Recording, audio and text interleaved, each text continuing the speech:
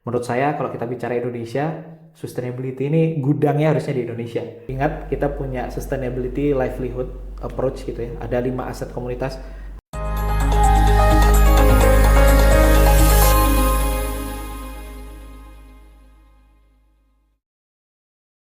Tapi apakah gini ya, ada sebagian masyarakat yang memandang bahwa regulasi atau apa ya, biasanya disebut deal-dealan itu antara masyarakat itu hanya pencitraan. Jadi apa sih rekomendasi utama bagi perusahaan tambang agar CSR mereka bukan hanya tentang sekedar pencitraan semata gitu? Ya, yang pertama menurut saya CSR harus dilihat menjadi salah satu instrumen yang strategis bagi perusahaan.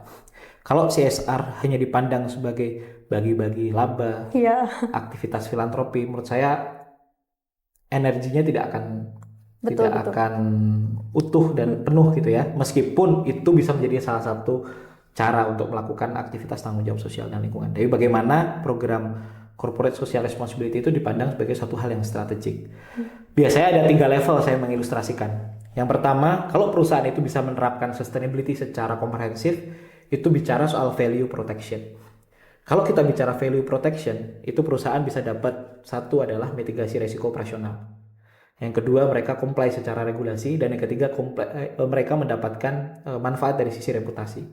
Naik satu level, kita bicara efektivitas dan juga efisiensi operasional. Naik satu level lagi, bagaimana sustainability itu dipandang sebagai value added bagi perusahaan. Nah, menurut saya belum banyak yang bisa mendapatkan manfaat ini secara penuh, Iya. gitu ya.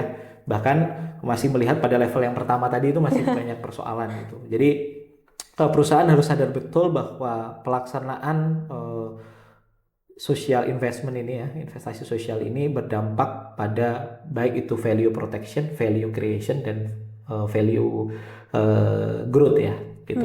Itu Seperti yang itu. harus dilihat sebagai satu hal yang strategik. Kemudian yang kedua, caranya juga menurut saya tidak bisa dilakukan hanya sebatas respon ya, Ya. tetapi juga harus dilakukan secara sistematis Iya. terhadap beberapa pedoman yang tadi saya sampaikan. ISO 26000, kalau ada regulasi spesifik apakah itu RIPPM, apakah itu proper, itu sudah mengatur secara detail sektor-sektor prioritasnya apa saja, bagaimana cara melakukannya, harus ada keterlibatan masyarakat, stakeholder engagement dan lain sebagainya. Jika itu semua dijalankan, menurut saya level implementasi kita juga lebih membaik Ya. dibandingkan dengan proses yang dilakukan tanpa satu basis perencanaan yang jelas gitu. Oke, baik. Tapi di samping itu ada hal yang perlu, menurut saya ada hal yang perlu diperkuat gitu. Harusnya kebijakan ini selalu diperkuat gitu. Jadi apa kebijakan yang perlu diperkuat untuk memastikan kebutuhan atau kepatuhan industri tambang terhadap ESG? Oke, kalau bicara ESG menurut saya ya mandatori menjadi salah satu instrumen yang paling ampuh kalau Ya. kita bicara Indonesia ya. Tapi di sisi yang lain, dorongan pasar atau para investor yang punya preferensi terhadap sustainability ini harus semakin banyak di Indonesia. Oh, Sehingga baik. mereka akan memperhatikan, kalau kita lihat trennya di beberapa negara misalnya di Kanada, di beberapa negara yang lain, itu tren sustainable investment itu selalu meningkat setiap tahunnya. Ya, betul.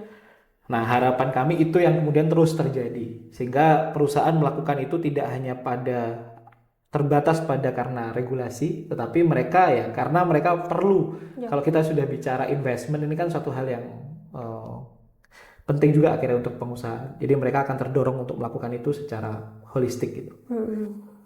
Lalu bagaimana sih masyarakat dapat apa ya? Dapat terlibat lebih aktif mengawal tanggung jawab terhadap lingkungan dan sosial industri pertambangan. Ya, menurut saya harus ada bentuk komunikasi yang lebih baik ya, yang lebih kolaboratif dan baik itu masyarakat juga mempersiapkan proses kelembagaannya dengan baik. Di satu sisi perusahaan juga melakukannya dengan proses tata kelola dan kelembagaan yang jauh lebih baik juga. Itu yang menurut saya menjadi salah satu kunci keberhasilan program ini ke depan. Dan bagaimana itu juga bisa saling mengisi. Karena proses empowerment ini kan sebetulnya kita bisa melihat dalam dua hal. Satu, strength perspektif, artinya kita melakukan proses pemberdayaan dengan melihat potensi dari suatu wilayah. Ingat, kita punya sustainability livelihood approach gitu ya. Ada 5 aset komunitas, apakah itu modal infrastruktur, modal sosial, modal finansial. Nah, itu bisa diukur gapnya ada di mana, dan itu menjadi basis utama dalam program pemberdayaan masyarakat. Sehingga kita memastikan setiap intervensi program kita itu tidak hanya sporadis, tetapi basis perhitungannya, baseline-nya, perencanaan itu jelas dengan berbagai macam potensi yang baik itu strength perspektif maupun problem oriented ya. Problem oriented apa masalah yang paling signifikan di sana. Itu jadi kacamata dua itu menurut saya bisa menjadi salah satu instrumen untuk bisa melakukan program secara lebih berdampak. Oh, seperti itu. Oke. Baik, mudah-mudahan dari tadi tips dan solusinya mudah-mudahan tersampaikan dengan baik kepada masyarakat di sana ya. Nah, Sobat Hijau, tak terasa waktu berbincang kita sudah tiba di akhir waktu. Terima kasih Mas Terima kasih Unggul banyak. sudah Ya, datang hadir. terima kasih. Kita berkesempatan untuk berbincang. Terima kasih. Ya, mungkin ada closing statement dari Mas Unggul dan ajakan mungkin ya bagi untuk masyarakat bisa Ya. lebih peduli lingkungan.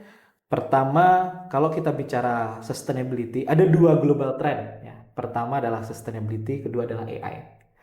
Menurut saya kalau kita bicara Indonesia, sustainability ini gudangnya harusnya di Indonesia. Kita bicara biodiversity, begitu banyak kekayaan keanekaragaman hayati kita gitu ya, dan berbagai macam potensi lainnya kalau kita betul-betul bisa serius membangun pada sektor itu. Yang kedua, kalau kita bicara tanggung jawab sosial, saya mengulangi lagi, satu, dia harus berdampak pada aspek mitigasi risiko operasional yang dilakukan oleh perusahaan sehingga itu mengurangi risiko sosial dan lingkungan yang terjadi. Yang kedua adalah bagaimana ini sejalan dengan agenda pembangunan berkelanjutan. Itu saja mungkin yang bisa saya sampaikan. Oke, baik. Terima banyak. kasih Mas Unggul. Terima kasih Baik. banyak. Sobat Hijau, apabila kamu peduli masa depan, kamu pun harus peduli lingkungan.